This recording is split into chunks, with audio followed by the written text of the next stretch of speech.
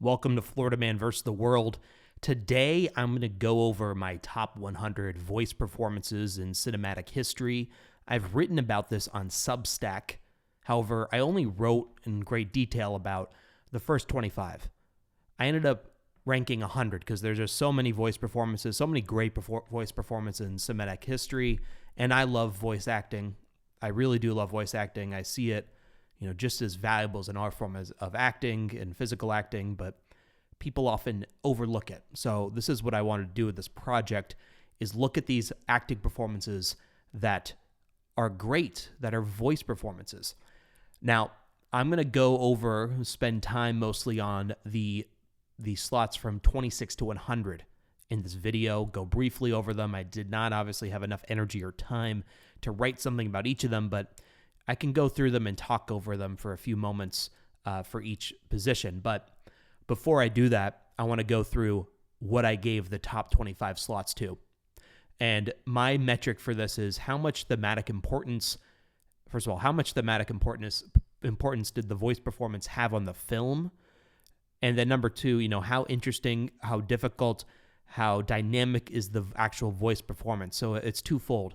It has to be an interesting voice performance, but it also has to have some degree of impact on the theme of the film. But I'm going to start by going over my top 25 rankings, just to go over those. And number 25 of a tie. There's some ties here. Those are when there's two voice performances that are necessary for each other in the film. And in this example, it's Cash's white voice and Mr. Bleep's white voice by David Cross and Patton Oswalt, respectively, in Sorry to Bother You in 2018. Then I have Kermit the Frog at 24, Jim Henson in The Muppet Movie, 1979. Number 23, Gilbert Huff. Wallace Shawn, The Incredibles, 2004. There's a lot of Incredibles entries here. Number 22, Smog, Benedict Cumberbatch, The Desolation of Smog, 2013. Also a lot of Lord of the Rings. 21, E.T., Pat Welsh, E.T. the Extraterrestrial, 1982. Number 20, Looney Tunes characters, Mel Blanc, Who Framed Roger Rabbit. That's Bugs Bunny, Daffy Duck, everyone, 1988. Ariel, Jodie Benson, The Little Mermaid, 1989. 18, Baloo, Phil Harris, The Jungle Book, 1967. Number 17, Yoda, Frank Oz, The Empire Strikes Back, 1980. Number 16, Donkey, Eddie Murphy in Shrek, 2001. Number 15, Buzz Lightyear, Tim Allen in Toy Story 2. Lots of Toy Story entries here. Number 14, Samantha, Scarlett Johansson, Her, 2013. Number 13, Bob Parr, Craig Nelson, The Incredibles, 2004. Number 12, Jessica Rabbit, Kathleen Turner and Who Framed Roger Rabbit, 1988. Again, a lot of entries for that movie. Number 11, Birdman, voiced by Michael Keaton in Birdman, 2014. Number 10, Genie, voiced by Robin Williams in Aladdin, 1992. And number 9 is a tie, because I think that both these performances need each other for them to work, and they both pretty much get equal screen time. Marlin, Albert Brooks, and Dory, Ellen DeGeneres in Finding Nemo, 2003. Number 8, Scar, voiced by Jeremy Irons in The Lion King, 1994. Number 7, Maleficent, Eleanor Audley, Sleeping Beauty, 1959. And there's people that appear on here multiple times as voice actors, Eleanor Audley being one of them, I believe. Number 6, Woody, Tom Hanks, Toy Story, 1995. And again, you'll see Buzz Lightyear and Woody both appear in Toy Story, the franchise. However, I isolated it to one film from a franchise, and I felt like Tim Allen's performance in Toy Story 2 was more impactful than his one in Toy Story 1, and Woody's, Tom Hanks, was most impactful in Toy Story, the first one, 1995. Now, that might be splitting hairs, but I wanted to pick a singular movie. Number 5, Roger Rabbit, Charles Fleischer, Who Framed Roger Rabbit, 1988. Number 4, The Evil Queen and the Old Hag, Lucille Laverne, Snow White and the Seven Dwarfs, 1937. Number 3, Darth Vader, James Earl Jones, The Empire Strikes Back, 1980. Number 2, HAL 9000, Douglas Rain, 2001: A Space Odyssey, 1968. And number 1 is Gollum / Smeagol, Andy Serkis, The Lord of the Rings, The Two Towers, 2002. As you can see with Gollum and Smeagol and Evil Queen and the Old Hag, I like duality in these performances. But let's move along to number 100. And some of these are ones that I never see get any recognition, honestly. The Shoe, Nancy Cartwright. Who Framed Roger Rabbit, 1988. I should say 88, not 98. Now, the Shoe is a character that only appears for a few moments in Who Framed Roger Rabbit.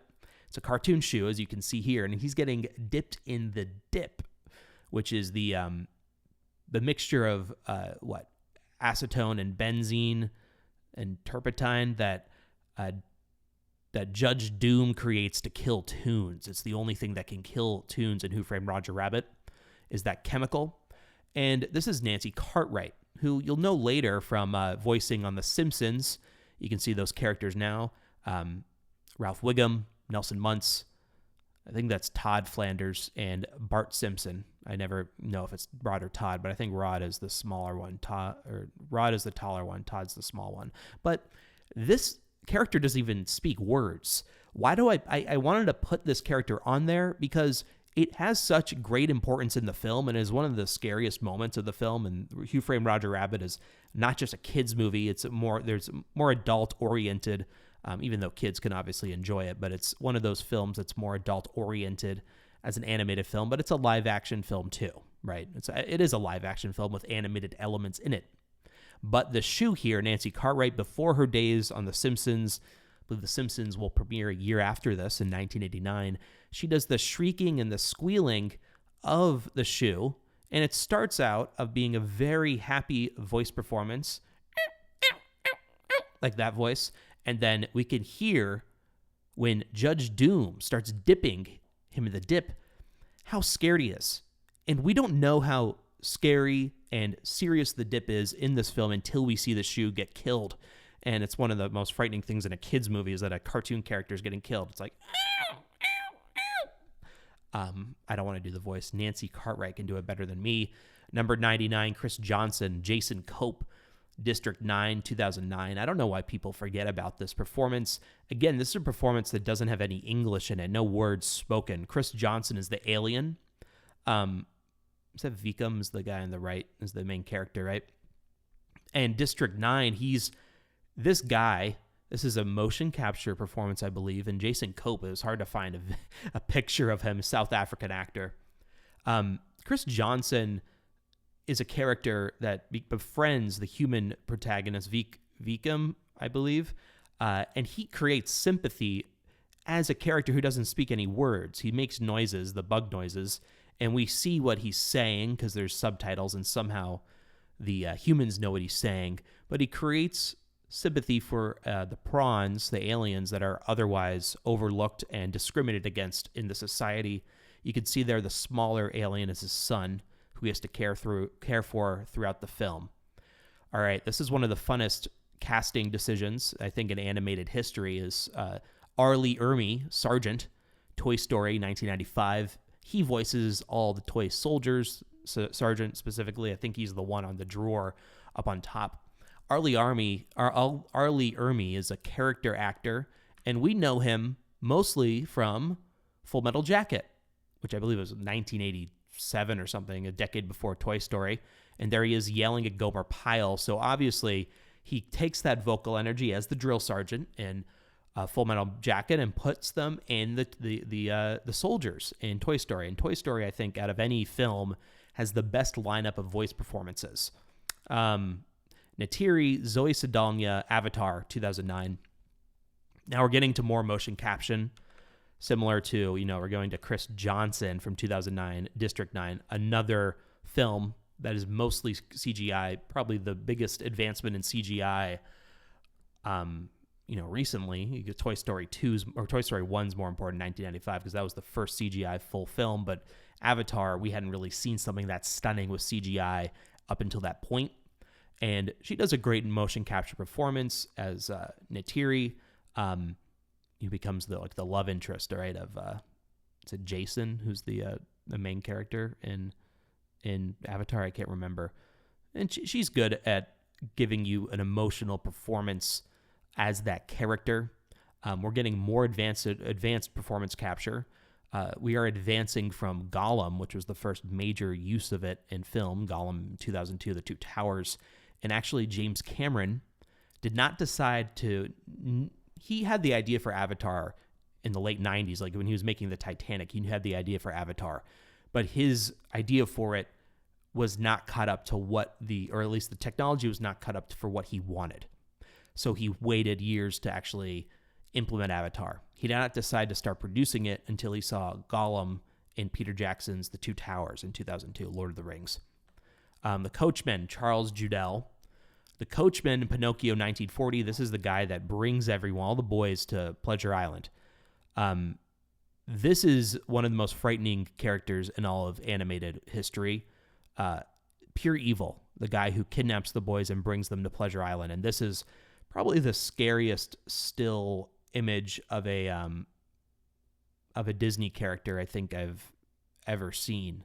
That's a frightening image, and I can't imagine seeing that in 1940 in theaters when animation's still new. At this point, Snow and the Seven Dwarfs came out in 1937.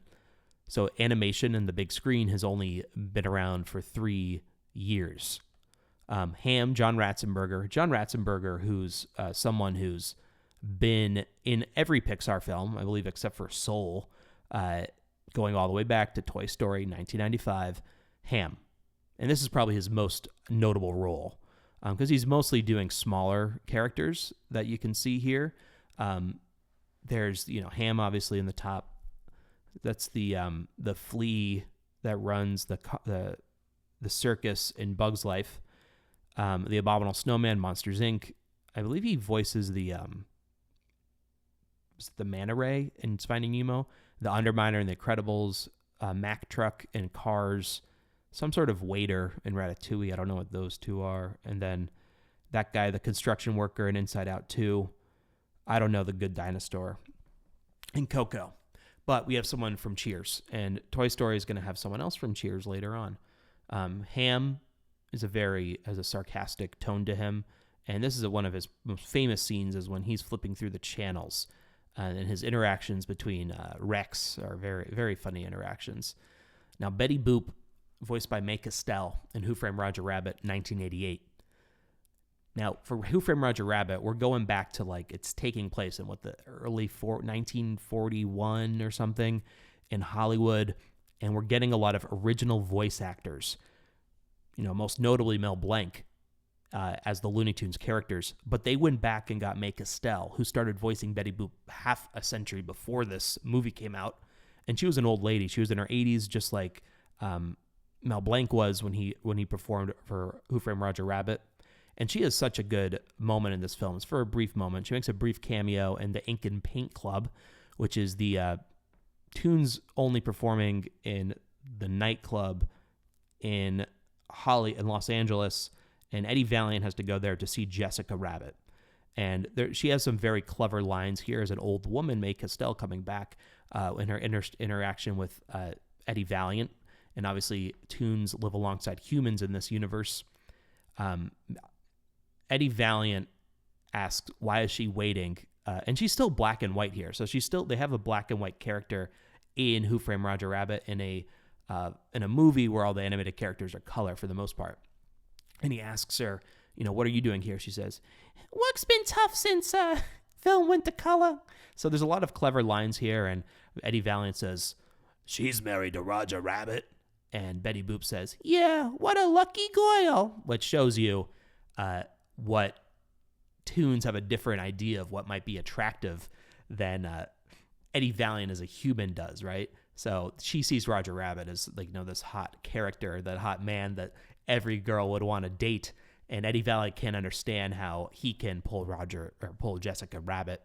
But this shows thematically the changes in animation since that period of black and white film and going into color animation, which is the time at which Who Framed Roger Rabbit took place. I can't remember the exact year that it takes place, mid 40s.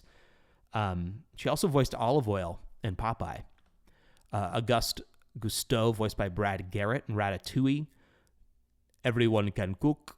And obviously not a French man, but he does a good voice, and he's kind of an ever-present character in Ratatouille there he is talking to Remy. Remy's actually someone I forgot to put on this list. I probably should have put on Patton Oswalt, but I don't know. I don't know how important that voice performance is, even though he's the main character. So there's the Ghost of Cousteau, and we don't actually really meet Cousteau because I think he's dead for the whole film. But he gives a warming presence for Remy and acts as a character, as a person that Remy can look up to. And we obviously have Linguini, his son. Linguini, his son, is going to be the major character in the movie alongside Remy, voiced by Patton Oswalt. And we know Brad Garrett from Everybody Loves Raymond as the older brother of Ray Romano's character.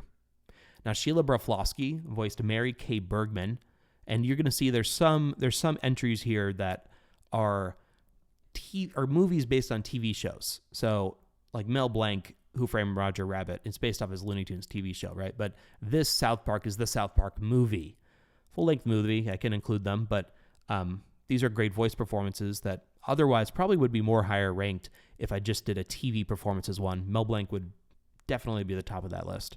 There's no real question about that. But in 92, Sheila Broflovsky, who's the mother of Kyle Broflovsky, Mary Kay Bergman, and she's a central character in this, the central role in this movie because she organizes the Mothers Against Canada after the outrage of Terrence and Phillip. And she has a Oscar-nominated performance as this character, not her specifically, but the song that she is the lead singer of, which is Blame Canada. We need a form of full assault. It's Canada's fault. And Mary Kay Bergman does a very good job of voicing the doting and domineering Jewish mother stereotype of Kyle Broflovsky. She does that for a long time. In the early seasons of South Park, she unfortunately died either by suicide or drug overdose in 1999, right after this movie was released. But it was a great performance. There she is with the military. Tigger, Paul Winchell, I guess, is a ventriloquist, and that's kind of the original form of voice acting is you're making yourself talk for a puppet. Many Adventures of Winnie the Pooh. Paul Winchell brings a very energetic performance to Tigger. That's why I put him on this list, and he's a very good foil to. You have Eeyore in Winnie the Pooh, and then also Sterling Holloway's performance as Winnie the Pooh. Right, Winnie the Pooh's slow. Eeyore's especially slow and sad. But Tigger has a song. I forget the song, but he's jumping on Winnie the Pooh, and is a great contrast in that film. Bruce, Barry Humphries, Finding Nemo, 2003, Australian comedic actor, but very deep voice. Hi, I'm Bruce, and Bruce is even on the promotional imagery of Finding Nemo. He's the front character, even though he's not a main character. But for Bruce, it's an interesting thing that they had to square here, because Bruce obviously is a scary character. He dominates this whole scene, and this still, particularly, you can see how big he is in relation to Marlin. You can imagine how scared Marlin is and Dory is when they meet Bruce. And Barry Humphries had to create a voice that was deep, but also comedic, something that could be scary and comedic. So they go, "Hello, my name's Bruce. Fish or friends, not food," which is a very funny scene in the movie. One of the funniest scenes of the movie. There's many funny scenes in Finding Nemo, obviously. And he has a character in Australia, Dame Edna Everage, where he dresses in drag. But we are here for his Bruce performance. Charles Muntz, voiced by Christopher Plummer, Up in 2009. Pixar had a trend here of older actors, very acclaimed older actors, appearing in their movies as old men. And I think the first one I can think of is it's got to be Paul Newman in Cars, because there's a stretch of time with these late 2000s Pixar movies where they're doing that. Charles Muntz, who's the villain, Christopher Plummer. Charles Muntz is the villain, plays that very well in Up, and provides a foil to another old man who will appear later on this list, Carl Fredricksen, voiced by Ed Asner. These are very acclaimed actors for many, many years. Christopher Plummer, that's Sound of Music, obviously many other roles throughout his whole lifetime. Grumpy, Pinto Colvig. I knew that I needed to put a dwarf on here, and the one that I picked was Grumpy, because Grumpy has the biggest change in his emotions and character development in Snow White. And each of the dwarfs, each of the actors for the dwarfs, each of the voices for the dwarfs has to exude the emotion that they represent as one of the seven dwarfs, right? So they're sleepy, happy, dopey, right? Each of them has a different emotion. And Grumpy does this very well. Pinto Colvig, I guess he's some sort of singer. A lot of these guys are vaudeville characters. It's the first animated film of all time. So voice acting was not really refined as it was later in the later Disney films of the Disney Renaissance, but Pinto Colvig still gives a great performance as Grumpy. And he voiced other characters. So we have Pluto. Is that Sleepy, I believe? And then Goofy. So those are the characters that he voiced when he was a Disney voice actor. Kronk, Patrick Warburton, Emperor's New Groove. And this is just a funny character, right? His voice performance makes him seem like adult. Great foil for Yzma, voiced by Eartha Kitt. And we know Patrick Warburton as Joe Swanson in Family Guy and Elaine's boyfriend in Seinfeld, right? Also in Soarin', he's the narrator for Soarin' at Disney World and Disneyland. Josh Brolin, Thanos, another motion capture performance coming off the heels of Avatar, right? Avengers Infinity War, and he's able to create a villainous performance here, a strong performance here as this character. Now, this is a new one, and I wanted to put two ones that are in the 2020s on this because there really weren't many that I could think of in the last 7 years or so, but I wanted to have some recognition for Maya Hawke as Anxiety and Inside Out 2, and she really does bring a great manic energy to that movie to bounce off of Joy, voiced by Amy Poehler, Sadness, these new characters that Riley is experiencing and seeing in puberty. Maya Hawke, obviously, daughter of Uma Thurman and Ethan Hawke, and she was in, her first breakout role was in, Once Upon a Time in Hollywood as one of the Manson girls. Someone you won't see on the list is Joy, voiced by Amy Poehler. I just feel like that's such a saccharine performance in Inside Out. And even Sadness by Phyllis Smith from The Office. Again, I don't like these performances. They're obviously too emotional. That's what they're supposed to be. But I do like Maya Hawke's, and she has a softness to that character, but also the manic, anxious quality. So there's a comforting quality to that she's doing everything to help Riley, but you need to have that manic quality. So she is a very dynamic vocal performance. Very good voice like her mother, Uma Thurman. 84, the Mad Hatter, Ed Wynn. Another manic character jumping all around in Alice in Wonderland, 1959. The adjective mad really encapsulates that. Yzma, Eartha Kitt's jazz singer, Emperor's New Groove, 2000, and plays a great comedic villainous performance. A lot of these villainous characters in Disney don't have much comedic elements to them, but Eartha Kitt does with Yzma. Pull the lever. Here's another one only other one I had in the 2020s, and I don't want to put them too high up on the list, but I wanted to give some mention. Lupita Nyong'o in The Wild Robot, Roz, 2024.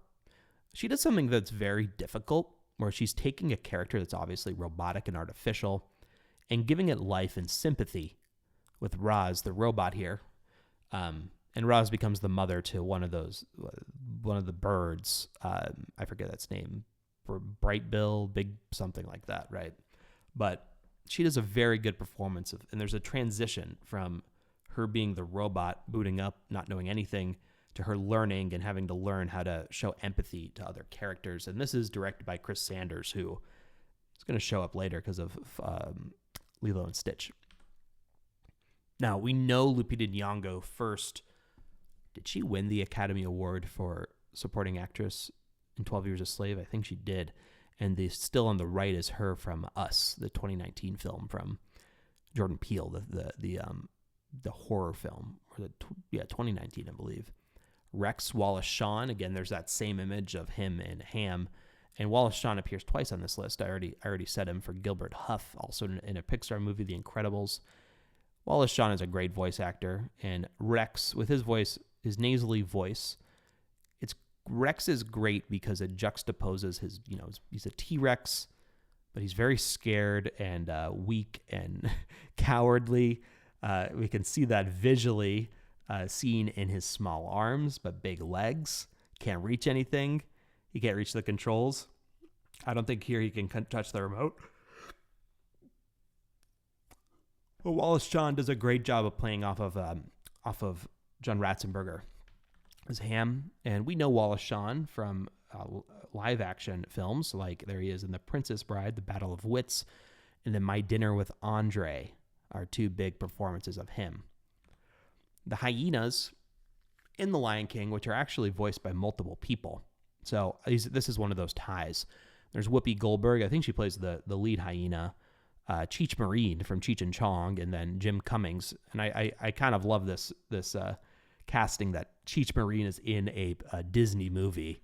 Beavis and Butthead, another one of those movies that's based off a TV show. Mike Judge, great voice actor, great voices from King of the Hill too, right? He plays Hank Hill and Boomhauer, but in here he's playing Beavis and Butthead, both the title characters in Beavis and Butthead Do America, 1996. But if you had to pick one of the characters, you'd pick Beavis, because in this film, Beavis has the I am Cornelio bit, which is a great bit from Beavis and Butthead and King of the Hill. We know him from King of the Hill, right? I think it's only Hank Hill and Boomhauer of these characters that he voices, yep. Shere Khan, George Sanders, he's really he's the villain in the Jungle Book. Great deep voice to create a Disney villain, and there really is an art to different villains in Disney. A male villain has to have a different performance as a female villain, right? But Jungle Book, Shere Khan does a great job, and he, again, a lot of this is juxtaposition, juxtaposes the laid-back nature of Phil Harris's performance as Baloo the bear when it comes to taking care of Mowgli. I forget the kid's name that did Mowgli, but Jungle Book, Shere Khan, great villain performance. Now, Davy Chase appears, and Phil Harris, I believe, was number 17? Davy Chase appears twice on this list. I'm not going to say what she does next, but as a child, she did a lot of voice acting as a girl. Chihiro Ogino in the English dub of Spirited Away. Really great performance as a lead character in a movie. Jabba the Hutt, Larry Ward, who was another guy that was very hard to find an image for. Return of the Jedi, 1983, is his main film, and I love these characters that don't speak English or speak words. He's speaking an alien language, but he sounds so revolting in the performance that it really matches who he is. This literal slimeball character, corrupt character, in space, in Star Wars. And is that Greedo or something? I forget. I don't know that guy on the left, but I guess he would have voiced that guy too. Again, huge puppets. These are great as not being CGI. Now, Nancy Cartwright appears again as Bart Simpson in the Simpsons movie. One of the best voice performances in TV history is Nancy Cartwright as Bart Simpson, right? And Bart Simpson does have a great story arc in this movie, him kind of separating from his father in favor of Ned Flanders. And this is shown in a very great film that evokes that of the Golden Age Simpsons, even though this came out 2007, about 10 years after the Golden Age ended for the Simpsons. Bing Bong, Richard Kind, Inside Out. I have Bing Bong on here, but not Amy Poehler. Not Having Joy. Bing Bong obviously is the character. He's like the imaginary friend that Riley's no longer believing in. And very friendly character, very warm character. And we know him as a comedic actor. He was Larry's cousin in Curb Your Enthusiasm. Deep Thought, Helen Mirren. These are the sort of performances that I think people forget about or don't realize are voice performances. Hitchhiker's Guide to the Galaxy, 2005. So again, we have another very acclaimed actress. Similar how Christopher Plummer is voicing Charles Muntz in Up. So oftentimes we have these acclaimed actors and actresses that do the voice performances, but it's not in a gimmicky way, in the way that Chris Rock is for Madagascar, and the way that people would criticize celebrity performances. These are actually great performances, and she plays Deep Thought, the computer, which is a great scene. It's only for a brief moment, but it sets up the whole. And this movie is not the best movie, but her performance is really good as Deep Thought. It's like Fulci too, and I forget the other parts, but I really like the scene where the girls go up and ask the meaning of life and university everything, and she gives this authoritative and deadpan answer. You can see the way that she has her like hand on her head there as the supercomputer. Randall Boggs, Steve Buscemi, Monsters Inc. 2001, plays the villain in Monsters Inc. Right, for the most part. Him and Henry Waternoose are the villains, right? But his voice matches the body style for Randall. Very good character creating a villain with Steve Buscemi. Zazu, Rowan Atkinson, Lion King 1994. Now, I love this performance because it completely juxtaposes what Rowan Atkinson was known for in the 90s, which is the Mr. Bean TV show from Britain. He obviously did not speak in that show. And now we're having a pure vocal performance where we can't. So he's doing pure physical comedy in Mr. Bean for the most part. And then he's doing pure vocal comedy where we can't see his body in Zazu. Zazu serves as the assistant, right, to the royal attendant to Mufasa. Plays one of those assistant trickster characters in a good British accent, which we always love. Eeyore, voiced by Ralph Wright in Many Adventures of Winnie the Pooh, 1977. This really is a thematic performance, and he does such a good job in this that everyone associates Eeyore with being sad because of his performance in this film. Very good. I think Ralph Wright was a career voice actor for Disney. He might have been. All right, Ben Burt as Wally, 2008. Another character that does not speak any words, and Ben Burt's going to show up later because of R2-D2, I believe. He's providing the vocalization. Now, these are edited vocalizations. He was a sound engineer for Star Wars and Wall-E, but he makes you empathize with something that can't speak English and something that's artificial, a robot. Sebastian Samuel Wright, The Little Mermaid, 1989. People might not like this performance anymore because I don't think he is Jamaican. So he's doing a Jamaican accent, but he has a great performance with Under the Sea, which is maybe one of my favorite Disney songs. Donald Duck, and this is the only film. This is the main film that Clarence Nash is the original voice for Donald Duck. But The Three Caballeros is the only film I believe that he is Donald Duck is a main character in, and not a great Disney movie, but it has Donald Duck in it, and that is one of the hardest voices to do is Donald Duck, to do it well. Syndrome, Jason Lee, The Incredibles, 2004. Jason Lee does a great performance. We know him from My Name is Earl. Jason Lee does a great performance because you see a progression of Syndrome throughout the film. The beginning, when he's a child, when he's an Incrediboy, my name's not Buddy, and his voice has to change as he gets to become the villain of the film, someone who is weak, that does not have superpowers, that is using technology to overcome Craig Robinson, Bob Parr, in a fight. He tries to kill Mr. Incredible. He thinks he does. So you can sense in Jason Lee's performance that there's a weakness and invulnerability to Syndrome, but also a belief in being dominant over Mr. Incredible and the other superheroes. So there's a balance to make there. And you have to have show a growth in confidence, but also insecurity from him as a child in the beginning of the film. Mulan Ming-Na Wen, very good lead heroine in Disney history. And that is Mushu, too, which is voiced by Eddie Murphy, who appears later as Donkey. That was his first real voice performance. Comedic was 1998's Mulan.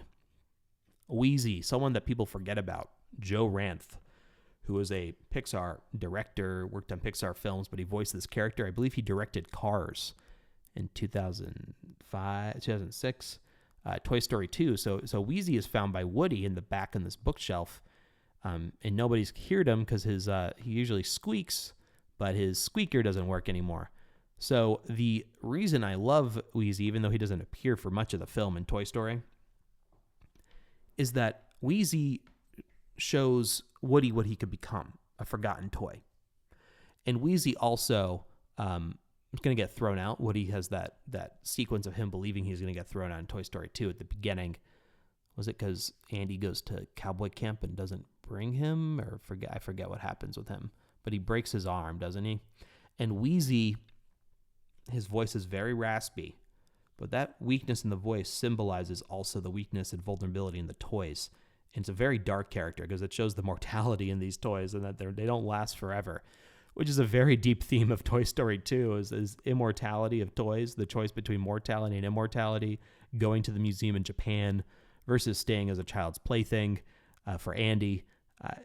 Really more dark themes than Toy Story 1. That's why I might prefer Toy Story 2 to Toy Story 1.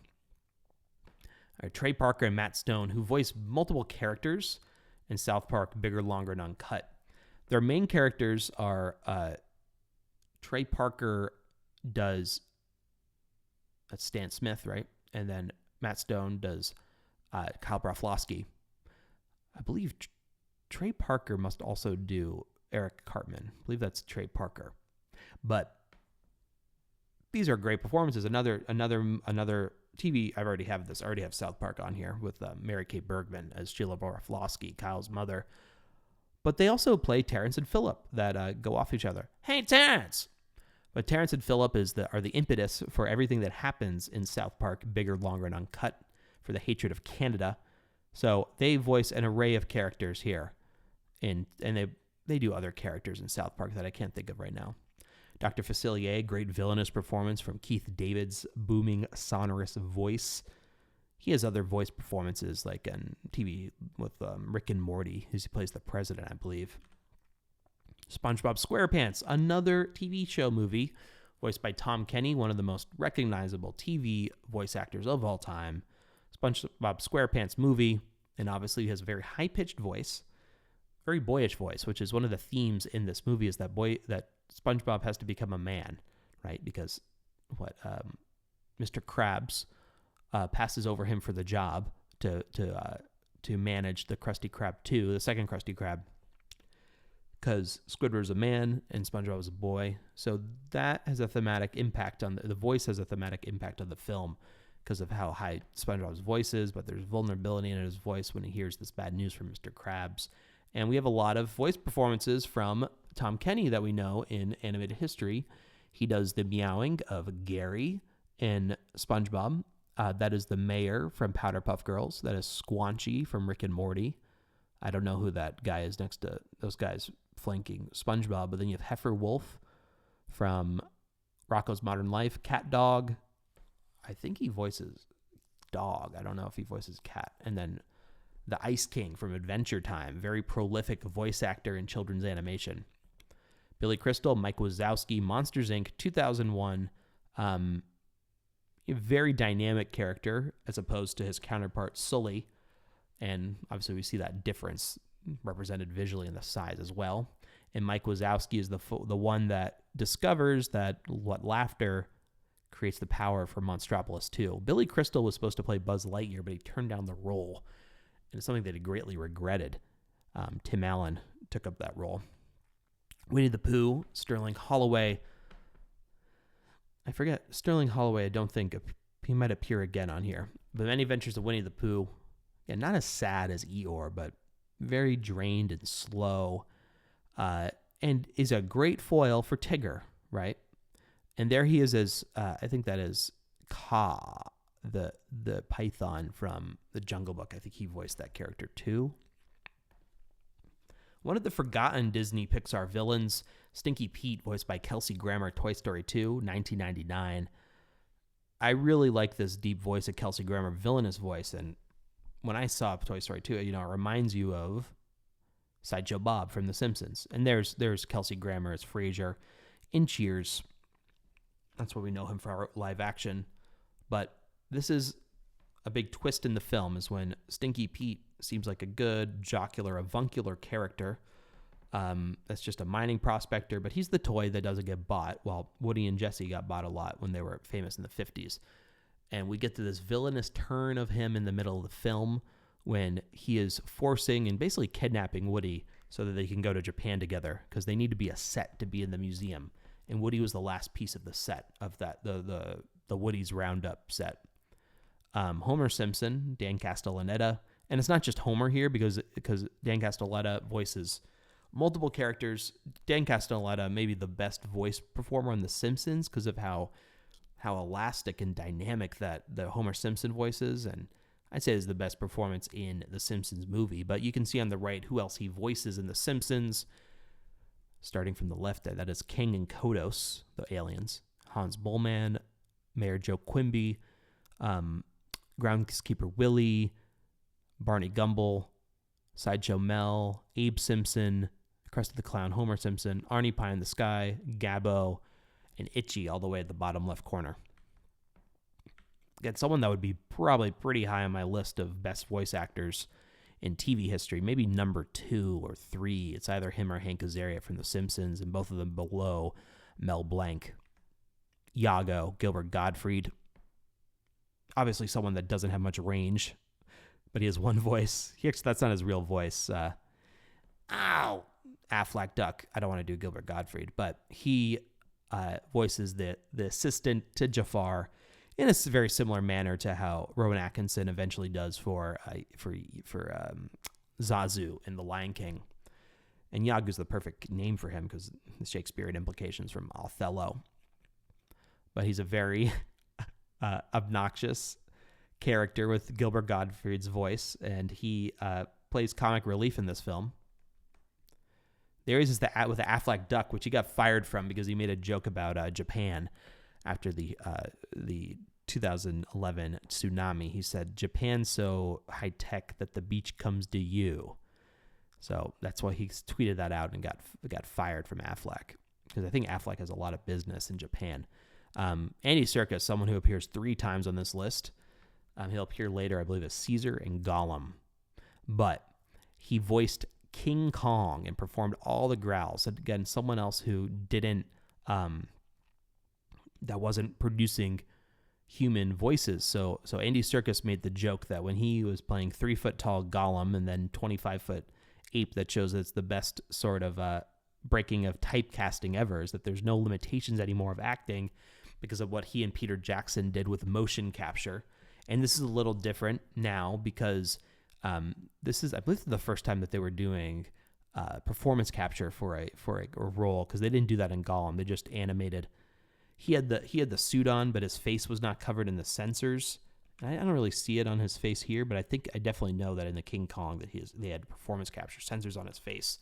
So when he spoke as Gollum in The Two Towers and The Return of the King, the animators had to they had his motions from the suit, from the green screen suit, but or not. I don't think it was necessarily green, but they didn't have his. They did not track the motion of his facial expressions, and they animated over that. They did not use sensors as they do today, and that Gollum used later in The Hobbit. Willem Dafoe, Finding Nemo, 2003. Willem Dafoe provides a comforting but dark and cynical voice for Gil, because he's someone who's been, you see that scar on him, he's been trapped in this tank in the dentist's office in Australia. Isn't it Australia? In Sydney, I believe. And Nemo, who's obviously lost his father at this point of Finding Nemo, he needs that male fatherly figure, and Gil provides it, and Willem Dafoe provides the perfect voice for that. Gigi, Phil Hartman and Kiki's Delivery Service in the English dub. I really do love the fact that Phil Hartman with a deep voice is playing this little black cat, and we know Phil Hartman for his voice work on The Simpsons, also his time in SNL. Obviously tragically murdered by his wife, like 1998, right? But his characters from The Simpsons, Lionel Hutz, Lyle Lanley, Monorail guy, and then Troy McClure. Sauron, one of those characters that only appears, Sauron appears for all of Lord of the Rings, right? Because he's the main villain, but his voice only appears for a brief moment. I believe only actually in the Fellowship of the Ring in 2001, Alan Howard, and it's only for like 30 seconds, like, "I see you. There's no life in the void, only death." And that appears when Frodo is in that bar in the beginning of the Fellowship of the Ring, and the ring falls on his finger, And when the ring falls on his finger, he goes invisible, and then he hears Sauron, who's controlling him.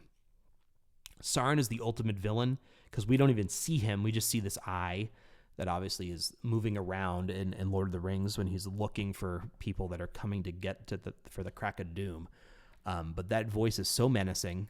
In shows is another kind of similar to how the shoe does in Who Framed Roger Rabbit, but without the voice of Alan Howard, the deep, evil voice of Alan Howard, we would not know how... We would know, but we wouldn't know the extent to how scary and intimidating and controlling Sauron is as a force when Frodo wears the ring, or whoever bears the ring. Trey Parker, I don't know if Matt Stone does voices in Team America World Police, but he does the voices of two of the main characters in King Jong-il in World Police. That's Kim Jong-il and Gary Johnston, the main character actor. And I know the Kim Jong-il voice is very caricatured, but Trey Parker has great range as a voice actor, and Gary Johnston, he provides the perfect sort of superficiality and arrogance and naivete that actors have in his voice, and Kim Jong-il is obviously over the top as a voice. Nemo. I already had the Nemo characters, his father, Marlin, Albert Brooks, and then Dory, Ellen DeGeneres, but Alexander Gould was a child voice actor who played Nemo. Someone that creates good sympathy for, and he's someone whose voice has to become more confident throughout the film as he reconnects with his father. He's lost in the fish tank. He gets captured, right, by the scuba men, but he doesn't appear much in Finding Nemo, right? It's mostly Marlin and Dory that are doing all the voice acting. Olaf, Josh Gad. I heard Josh Gad said, and this is Frozen 2013, this is a very common Disney technique, is to have a character that has comic relief, a very tiny, joyous character. There's the Candlestick and Beauty and the Beast and Sebastian and Little Mermaid. They're usually very tiny compared to the other characters.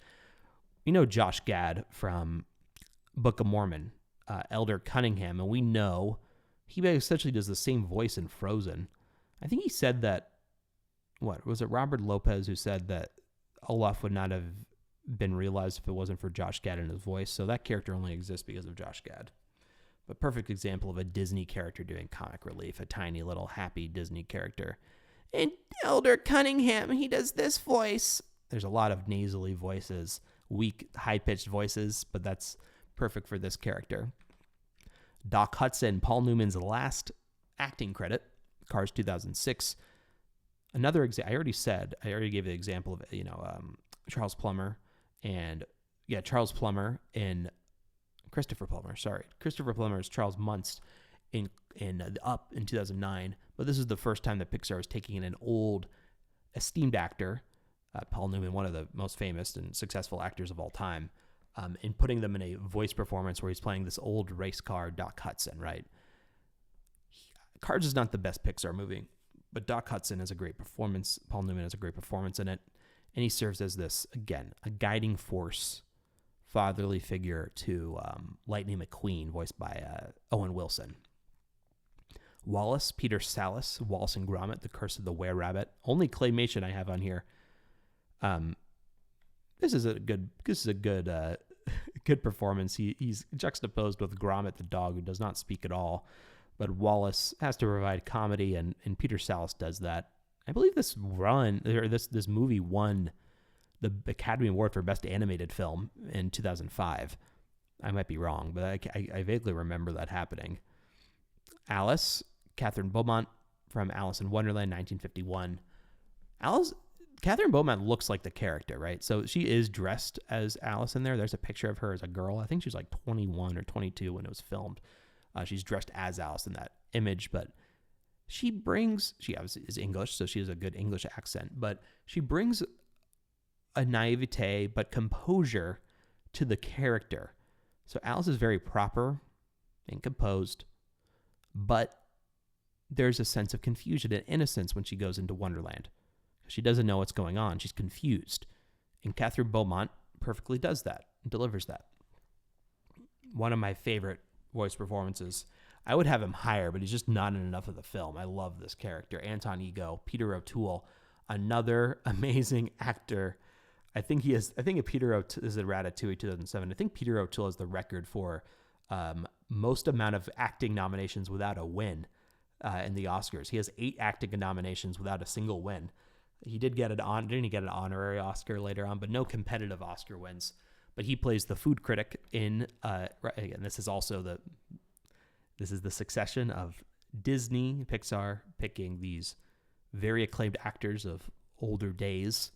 And when they're older, you have Christopher Plummer up, Ed Asner up, Paul Newman Cars, and Peter O'Toole now. And Peter O'Toole has one of the most iconic film performances of all time, Lawrence of Arabia. But Anton Ego is the food critic who he has the evil voice, is how could it be popular? Great deep British accent from Peter O'Toole. And he's the one who wants to give Gusteau's a bad review, right? He is incredulous that Gusteau's is good again. But in one of the best scenes in any Pixar film, one of the best stills in any Pixar film is when he starts eating the ratatouille, the dish, at Gusteau's that was cooked by Remy. It has the transportation of him going back to when he's a child, his mother cooking him ratatouille, and complete defenestration of his cynical ways as a food critic, and finally finds happiness. He forgot what he loved about eating food. It was about the memories, but he becomes such a critic and a negative person. But one great this transition in this film is when Peter O'Toole goes from when you first meet him and he talks about how Monsieur Boyardee, saying that Gusteau should belong alongside Monsieur Boyardee, Chef Boyardee. So this very scathing, incisive, sardonic voice and review, and then it ends and culminates in Anton Ego's, Peter O'Toole's performance of the positive review of Gusteau's. And Peter O'Toole can communicate the fact that Anton Ego has gone through this transition and realized the errors of his ways of the evil critic. Another Pixar, Joan Cusack as Jessie, Woody's female companion in the Woody's Roundup sketch, and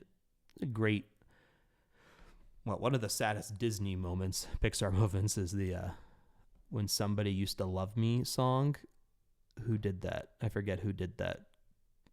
Cyndi Lauper? I don't know. Toy Story 2, 1999.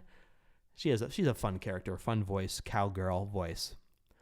Now, the Lord of the Rings character, Treebeard, voiced by John Rhys Davies, who also does Gimli, right? But he voices the CGI Treebeard, and there's Merry and Pippin on the top. Very deep voice, very commanding voice. He's an Ent. The Ents are wise. And John Rhys Davies communicates that in his voice. A lot of British voice actors here, right? Americans love British accents. This is one of the strangest ones, but I couldn't ignore it. Carol, James Gandolfini, Where the Wild Things Are, 2009. Really upsetting. Good movie, but very sad and depressing movie. Hyper realistic CGI and the monsters. I forget, is it Max is the character? And he becomes friend to Max. But there's a great great scene in the film where James Gandolfini ends up yelling. This is after The Sopranos ended, where James Gandolfini ends up yelling at Max for being a bad king. So these big characters, and he's kind of like crashing out and yelling at Max, this little kid. It's not the little kid's fault, right? I mean, he's just a little kid. But you see the big character, and James Gandolfini is obviously a big guy. Tony Soprano's a big guy, and Carol's a big monster. And the way that he looks, you'd assume that he's stronger, more confident than Max, but he's just as insecure as the little boy. But aren't these characters in his imagination? Very depressing movie, I think. Spike Jonze, just the realism of those characters is kind of startling and unsettling in a way. It's not like Monsters, Inc. There's Tony Soprano. Elsa Idina Menzel, Frozen, 2013. Some people would have this character higher. I do not, because I think Idina Menzel is getting a lot of recognition for her vocal work in Frozen, which is great and very good vocal work. But I care about the voice acting, not the singing, the voice acting. And we know her from Broadway. So Disney and the Disney Renaissance is beginning to bring people from Broadway to perform these Alan Menken scored songs like Let It Go and Frozen. There she is as in Wicked, which was her breakout role. Is that a Felba? I don't know. I haven't seen Wicked. Jodie Benson also was Jodie Benson a Broadway actress? I know Paige O'Hara was as Belle. But before they were using like vaudevillian women, like whoever did Castellanone, whoever did Snow White and Snow White and the Seven Dwarfs. A lot of these women were vaudeville characters in the Disney films. Lotso Huggenbear, Ned Beatty, a great Disney enemy, great Disney antagonist. Lotso Huggenbear, great name. So again, just like Stinky Pete, it's kind of the same structure, or rehashing the structure, but they do it in a better, clearer way with Lotso Huggenbear. Plush purple bear, very cuddly, right? And the southern accent, very comforting southern accent from Ned Beatty. But then he switches to become the villain in the Sunrise Daycare Center, and he wants to keep the toys in because he was abandoned, and you can see that he's old, and he ends up putting them in the incinerator. Very violent character, way more violent than Stinky Pete was, even though Stinky Pete was kidnapping people. Frozone, Samuel Jackson. I don't need to really explain much about this. Incredibles 2004. Where's my super suit? One of the most recognizable Pixar lines of all time. And we know Samuel Jackson for all his acting roles. One of the highest grossing actors in film history. Here's a tie between Lilo and Stitch. Davy Chase, who was Chihiro in Spirited Away in the English dub, now appears as Lilo and Stitch in 2002. And Lilo and Stitch is a film where they're both dependent on each other. So you have Lilo, the girl in Hawaii, and she befriends Stitch, the alien, and Chris Sanders, the director of the film, voices Stitch, a character that barely speaks words, but eventually he does speak words like Ohana means family, right? So that's a very important moment in the film, is when Stitch says that, because he's becoming to realize how to adapt to Earth and befriend humans. Elastigirl, very soft, motherly voice from Holly Hunter in Elastigirl, comforting voice, yet confident. I put Gilbert Huff above her because, obviously Elastigirl has a bigger role in The Incredibles, but Gilbert Huff, Wallace Shawn, Mr. Incredible's boss, is more important thematically and works off of Craig Nelson better in a thematic sense than necessarily Elastigirl does, because so much of The Incredibles is based off of Bob Parr's dissatisfaction with a normal suburban job.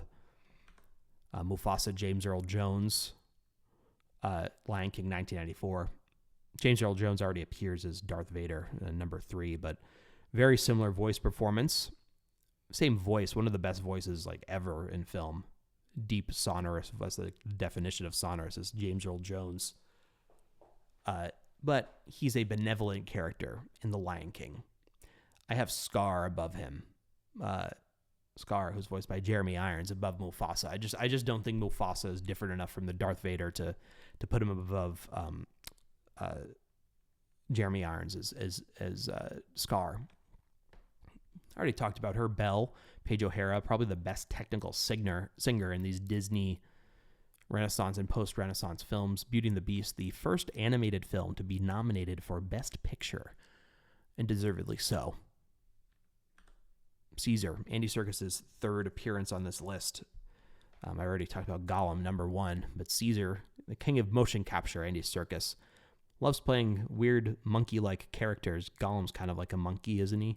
The way he moves around. But Caesar here is a very deep-voiced gorilla who is a leader on the Planet of the Apes. And that should say Planet of the Apes. I think the Rise of the Planet of the Apes in 2014, not Beauty and the Beast. But we see here on him on the right with the motion capture sensors on his face, and he does a great job of matching the facial expressions of a aggressive gorilla with the guttural sounds. Now, he's actually speaking words, right? Unlike King Kong. Carl Fredricksen, Ed Asner, Up 2009.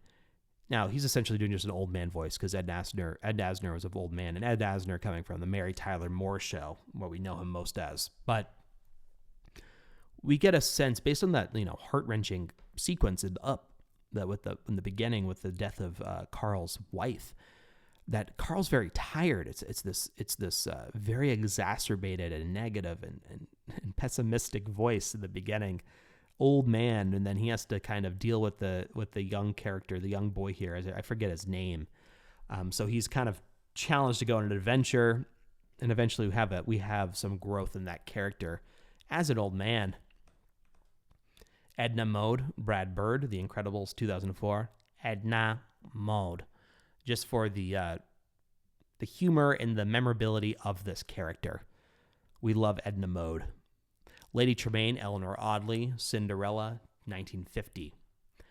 Eleanor Audley already appears as Maleficent, and I had to debate whether to put Maleficent or Lady Tremaine above, which one to put above, because Lady Tremaine is the evil stepmother. Maleficent is more outwardly and explicitly evil, and she has a more dynamic voice performance and more chilling voice performance as that character. Lady Tremaine is not as chilling, but she's not meant to be a villainous on the surface because she's a stepmother. And it's kind of, I wrote this, that it's kind of scarier in a way than Maleficent because Maleficent is evil, but Lady Tremaine's from within your home and she has more access to you. Maleficent is like this outside alien force, but ultimately I put Maleficent above Lady Tremaine. Sully, John Goodman, Monsters, Inc., 2001. I love when the characters look like the actor, right? But Monsters, Inc., great film. But I put John Goodman above Mike Wazowski because he has a more emotional role, very comforting, avuncular character. I've used the word avuncular a lot because he has to comfort. Doesn't he befriend Boo? So he goes from someone who's very intimidating and scary to someone who can become a loving character. Mr. Potato Head. This is another tie between Don Rickles, great roast comedian, and Estelle Harris, Mr. and Mrs. Potato Head, right? They play off of each other. Now, Mr. Potato Head does appear in one more film. He appears in Toy Story 1 before Mrs. Potato Head appears in Toy Story 2. But we know Estelle Harris from being George Costanza's mother in Seinfeld, and Don Rickles, one of the greatest comics of all time. And they do a great job. They're older Jewish characters here, and they argue like a Jewish couple, right? So this is a great archetype that they exude here. Ursula, Pat Carroll, another great villainous woman, but not to the level of Maleficent. So that's why I have Maleficent above here. And Ursula did not make my top 25 list. It's almost over the top. Little Mermaid, 1989, but she is a good antagonist, deep voice for a woman, a female villain. Jiminy Cricket. This is one guy that I wish I could put in the top 25, but Jiminy Cricket, Cliff Edwards is created probably the most iconic Disney song of all time, which is When You Wish Upon a Star, played every night at Magic Kingdom after the fireworks and Disneyland after the fireworks. Pinocchio, he serves as the conscience, and the problem is the voice is not very dynamic. The singing is incredible, right? But it goes probably kind of like he did Singing in the Rain, so kind of the Idina Menzel role for the singing is great, but the voice acting, which it's number 27 out of 100, better than Idina Menzel's Elsa. But there's an anxiety with Jiminy Cricket when he sees Pinocchio, like on Pleasure Island, turning into a donkey, smoking and playing pool, saying that you're turning into an ass. And there's the scolding quality to it, but the anxious quality, he wants to care for Pinocchio. But he also has to balance out that he's a guiding fatherly character. And my final one before my top 25 list was Shrek, Mike Myers. I had Eddie Murphy as Donkey above Mike Myers. Eddie Murphy was like number 17 for me. But Shrek, I just think Eddie Murphy's voice performance provides so much of the comic relief in that film. Mike Myers does a good job playing Shrek, right? But it's with a Scottish accent, and we know that Chris Farley was supposed to play Shrek. But Mike Myers does a great job. But I would just say, and we know Mike Myers from SNL, Wayne's World, Austin Powers, a lot of comedic work in film. But he's a great, because Shrek's kind of an anti-hero, aggressive, scary voice, but he has to become more emotional as he befriends Donkey. And that's it. Those are my top 100 voice performances of all time.